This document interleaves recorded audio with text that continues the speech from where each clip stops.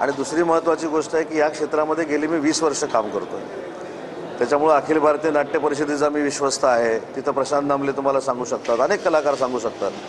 त्याच्यामुळं त्या अखिल भारतीय चित्रपट महामंडळाच्या निवडणुकीशी माझा काही संबंध नव्हता, नाही. आणि जर संबंध ठेवायचा झाला तर बहुतेक काहीतरी 29 तारखेपर्यंत फॉर्म मागं जायची काहीतरी मुदत आहे, हे तुमच्याच चॅनलमधनं मी ऐकलेलं आहे. आणि तसं जर सहभाग घ्यायचा झाला तर 2 तारखेपासून मी कोणाच्या बाजूनं राहायचं हा देखील मी सहभाग घेऊ शकतो, पण मला त्या निवडणुकीमध्येच पडायचं नाही. खरं तर विधान परिषदेच्या जागा कोणाला सुटतील ह्या ब्रेकिंग व्हायला पाहिजे होत्या, पण अखिल भारतीय चित्रपट महामंडळाच्या 3,500च्या कोर्टानं लावलेल्या 3 वर्षापूर्वीच्या निवडणुकीमध्ये किती लोकांना इंटरेस्ट आहे हे काल मला कळलं. आणि माझ्याबद्दल देखील किती लोकांना इंटरेस्ट आहे हे देखील मला कळलं.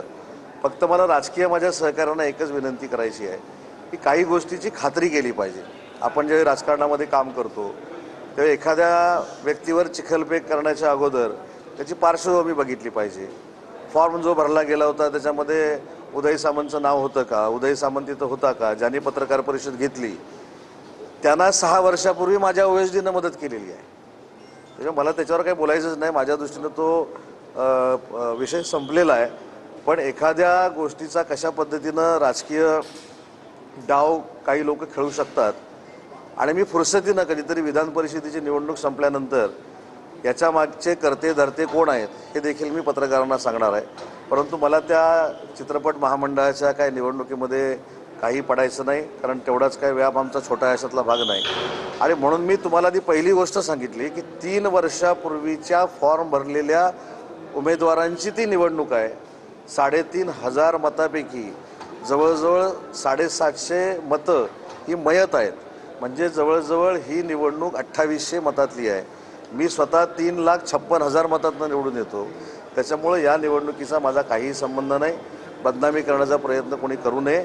आणि राजकीय लोकांना मला एक सल्ला नाही पण विनंती करायची आहे की पूर्ण खात्री केली पाहिजे.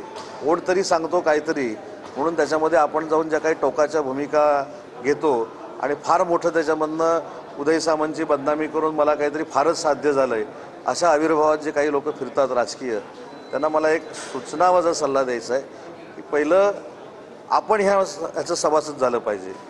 आपण यांच्यासाठी काय करतोय हे आपण ठरवून घेतलं पाहिजे. म्हणून मी सांगितलं या सगळ्या संस्थांशी मी निगडीत आहे.